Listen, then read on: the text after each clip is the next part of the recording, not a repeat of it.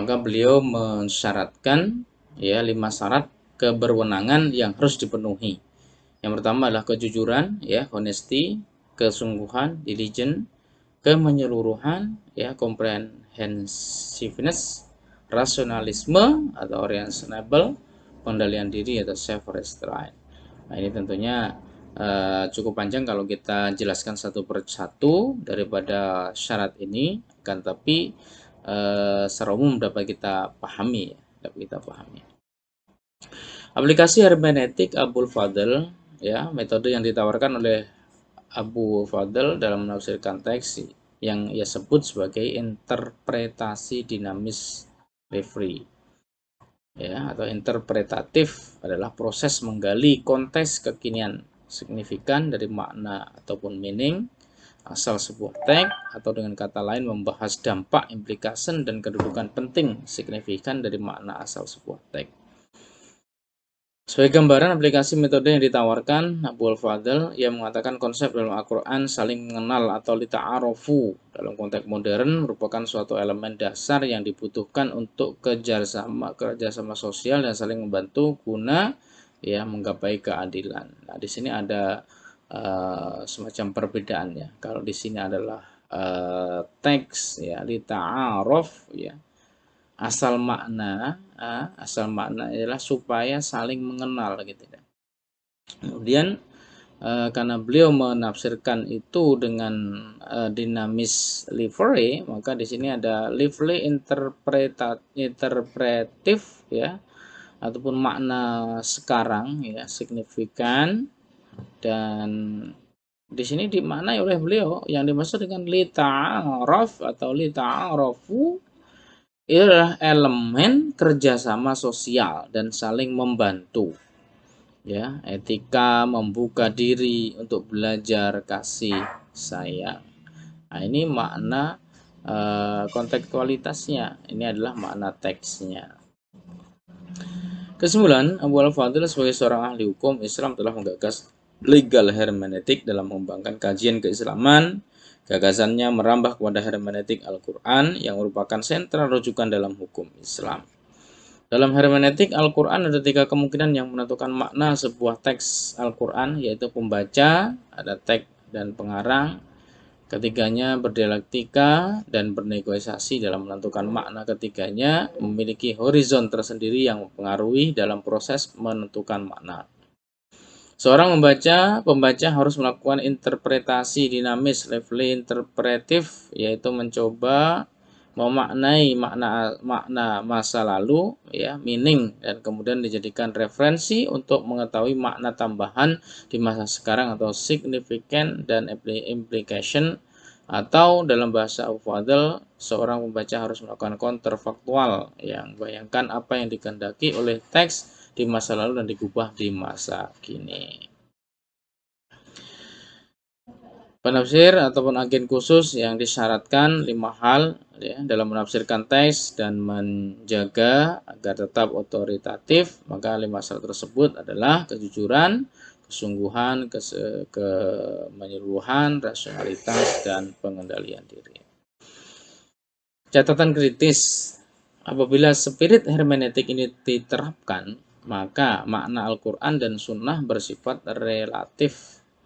Berarti hukum-hukum Islam yang sudah final dapat diubah sesuai dengan konteks sosio-historis kekinian. Di sini agar makna Al-Quran profesional, maka ia harus melebur dengan tradisi kesadaran sosial, atau dalam istilah Gadamer disebut fusion of horizon. Implikasi dari itu, maka Al-Quran akan ditafsirkan sesuai dengan tradisi atau subjektivitas penafsir. Walhal akan melahirkan warna-warna Islam yang beragam, seperti Islam kejawen, Islam Indonesia, Islam demokrasi, Islam moderat, tidaklah sesuai dengan pandangan alam Islam.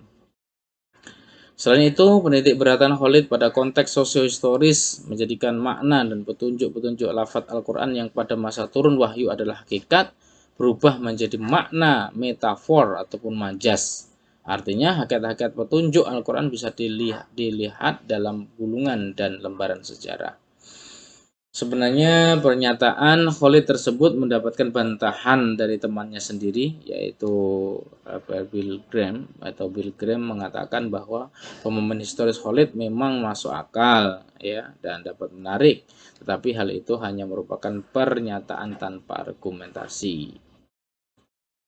Di samping itu, pernyataan Khalid di atas akan menimbulkan konsekuensi yang rumit untuk diterima akal sehat. Apakah dengan demikian Tuhan tunduk mengikuti kaidah peraturan alam yang diciptakannya sendiri?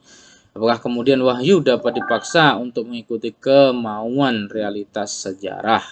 Selain itu, apabila spirit hermeneutik ini diterapkan, maka mengharuskan relativisme penafsiran terus-menerus. Maka dari itu, tafsir yang sudah dihasilkan oleh para mufassir terkemuka harus selalu direvisi. Dampak dari penggunaan hermeneutik ini akan menggugat hal-hal yang sudah mapan dalam penafsiran Al-Quran. Dalam sejarah ilmu tafsir, mufassir Al-Quran tidak selamanya terpengaruh dengan tradisi, latar belakang sosial dan budayanya. Fakta bahwa mufassir dari zaman ke zaman lintas waktu dan ruang, namun tetap memiliki kesamaan pendapat, menunjukkan refleksi mufassir menembus relativitas penafsiran. Paham relativisme tafsir ini sangat berbahaya ya, sebab bisa menghilangkan keyakinan akan kebenaran dan finalitas Islam, sehingga selalu berusaha memandang kerelatifan kebenaran Islam ya, menghancurkan bangunan ilmu pengetahuan Islam yang lahir dari Al-Quran dan Sunnah Rasul yang sudah teruji selama ratusan tahun gitu ya. Padahal metode hermeneutik Al-Quran hingga kini ya masih merupakan upaya coba-coba para ilmuwan kontemporer yang belum membuahkan hasil pemikiran Islam yang utuh dan komprehensif. Dengan demikian, posisi penafsir yang ideal adalah hendaknya sampai pada pemahaman yang yakin dan dipercaya sebagai maksud pembicara yang sebenarnya. Namun, keyakinan itu tidak dapat datang dalam semua kondisi, tetapi dalam kondisi semantik teks yang secara jelas menunjukkan maksud. Kondisi ini adalah kondisi yang bisa disebut dengan istilah an-nas. Dalam taktik keagamaan, seorang penafsir berusaha untuk memahami nas yang bisa diserahkan dengan zahir. Meskipun penafsir di sini tidak dapat yakin bahwa makna yang telah digapainya adalah makna yang final dan pasti bagi teks. Tetapi ketidakyakinan ini berarti menghilangkan penafsiran dari nilai objektivitas dan nilai. Kemudahan dan kesulitan untuk mencapai secara penuh pemahaman yang sesuai ya, dengan pernyataan atau dengan kehendak pembicara bukan berarti tidak ada tolak ukur untuk meneliti kesahihan dan kesalahan penafsiran. Secara aplikatif, spirit hermeneutik yang dikampanyekan Khalid ya tadi dapat dilihat dari penafsirannya mengenai makna kewamun dalam surat An-Nisa ya, dan masih banyak lagi sebenarnya penafsiran beliau dalam konteks kekinian ya, dan tentunya dalam kesempatan ini nanti bisa kita saling berdiskusi ya untuk mengkritisi daripada apa yang beliau menjadi pemikirannya. Kemudian ada juga hal-hal lain yang memang secara khusus sebenarnya Khalid ini banyak mengkritisi ya fatwa atau Dewan Fatwa Saudi Arabia itu yang berkaitan dengan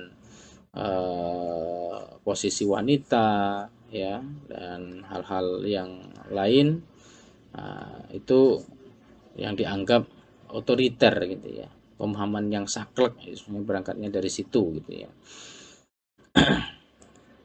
Baik, terima kasih teman-teman semuanya. Mungkin ini dapat saya sampaikan. Mohon maaf kalau masih banyak kekurangan. Assalamualaikum warahmatullahi wabarakatuh.